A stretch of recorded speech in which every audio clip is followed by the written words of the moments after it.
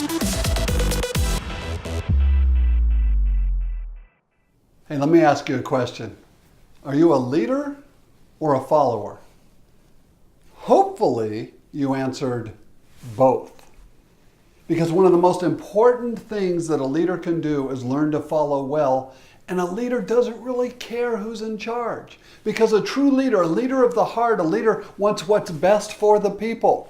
And if it's best for the people for somebody else to be in charge at that point, then that's what they want more than anything else. Hi, I'm Dr. Rob. I am the founder of LeaderTribe.com, and every single week I get to bring you these videos. They're all based on research. Today we're going to talk about leader or follower, and again, the right answer is both. Hey, for years I've done consulting with companies, for-profit, not-for-profit, international and domestic.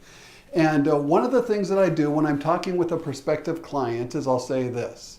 Hey, I can tell you today whether or not your janitorial department's good. I can tell you whether or not your marketing department's good. I can tell you whether or not your production company is good. I can just ask one question and I can find out the answer. And they're like, okay, go for it. And I'm like, hey, yeah, in the janitorial department, do you have a good leader there?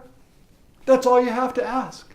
Because if it's going kind of lousy, what they think is we need to find somebody to run that place to get it. If they have a good leader, then it's going pretty well. Why is that?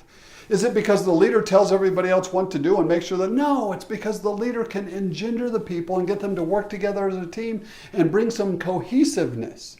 But that leader doesn't even have to be the person who's primarily giving the directions or leading the meeting. As a matter of fact, the organization that I was last CEO of, the NAB, if I was there 7 years, and what is there, 50 weeks in a year, 52 weeks in a year, and let's suppose I had 3 meetings a week, let's figure that out.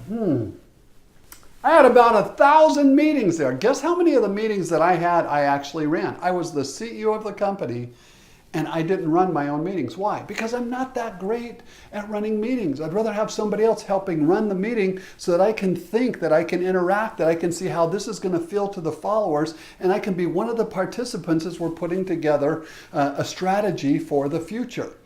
Leading is not about who's in charge. Leading is about, are we going to accomplish the goal? So when should you lead versus when should you not lead? Well, here's kind of a little primer for you that's going to help you the rest of your life deciding, should I lead or should somebody else lead?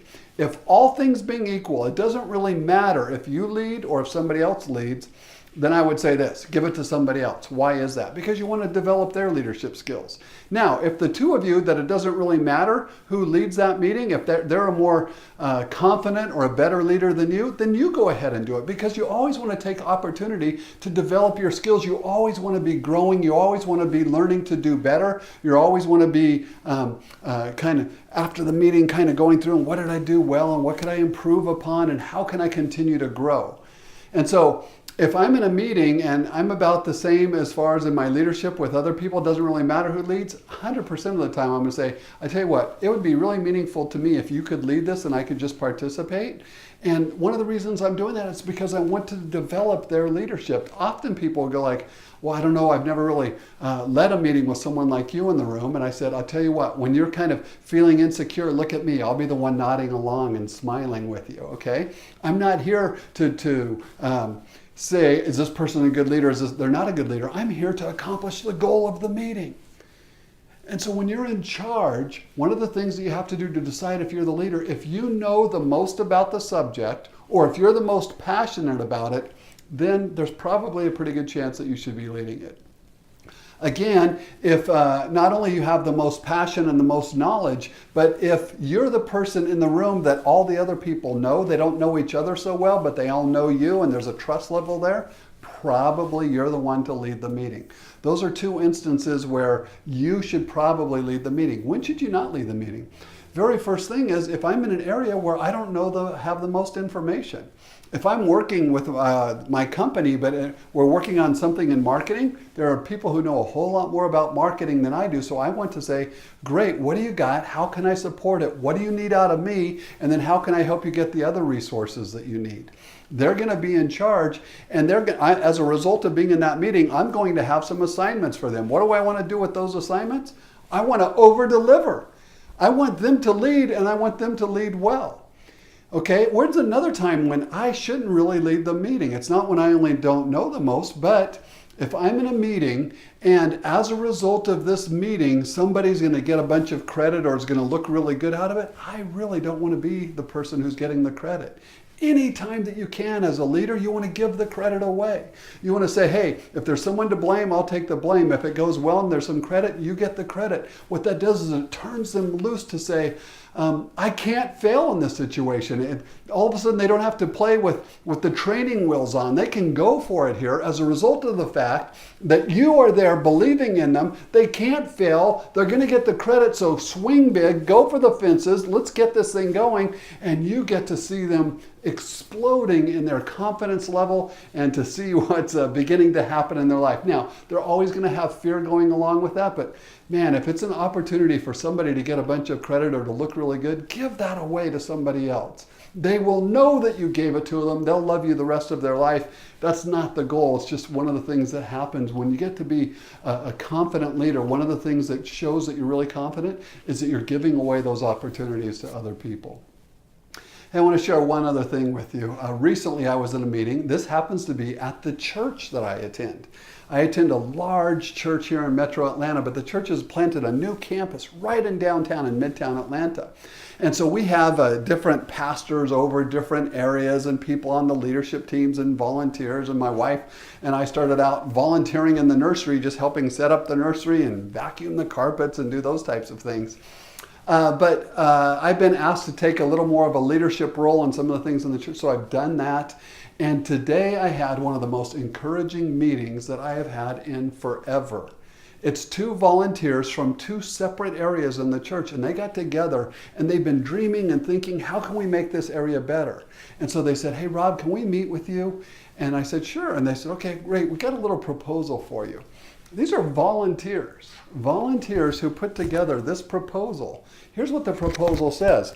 We want to do a better job with our visitor engagement and reaching out to the people who have come to visit. We want to do a better job with our member engagement and getting people so that they know each other better so that they can love each other better. We want to create more serving opportunities. And it goes down the list. This is what they want to do as volunteers. You know what I did? I did backflips. I can't do a backflip. I'm too old. I was just ecstatic. I was so excited because they have so caught the vision. Plus, here's what really excited me, that they've learned that we're not sitting there trying to, even because the people who are leading the thing are trying to be in control, we're giving away all the control. We're empowering them. And we have these two volunteers who are saying, here's what we'd like to do. We have a plan for it. We'd like to put together the teams. Would this be okay with you? I'm like, would it be okay? That's the greatest day in the history of the church, when you have people standing up saying, we want to make a difference and we want to make this better for everybody. Oh, I was so proud of them. As a matter of fact, I shared a little leadership lesson with them right there on the spot. I said, hey, you know what? I've had the privilege of being in a lot of meetings and helping evaluate presentations. And often what happens, I just want to tell you, it's just kind of like when you get hired somewhere or when you go into a new role, you get a stack of pennies. You get a roll of pennies, 50 pennies. And if you go into a meeting and you're saying, hey, I'm sorry I'm a little bit late, and I know that I'm going to lead this part of the meeting. I didn't get to prepare this paper that I wanted, which would have been a little more helpful, but I'm really excited. So let me tell you what I hope to do. Already in my mind, it's like, dude, come on, are you kidding? You're coming in late and saying you're not prepared. I'm going to have to take 2 of your pennies from you. Why? Because you just lost some credibility with this group. If you're not prepared, stay up late and get prepared. Call ahead of time. Get somebody to help you, but don't come into a meeting that you're supposed to lead part of it and not be prepared. Now, if you come into the meeting and you're moderately prepared and you kind of lead your part of the meeting, good for you.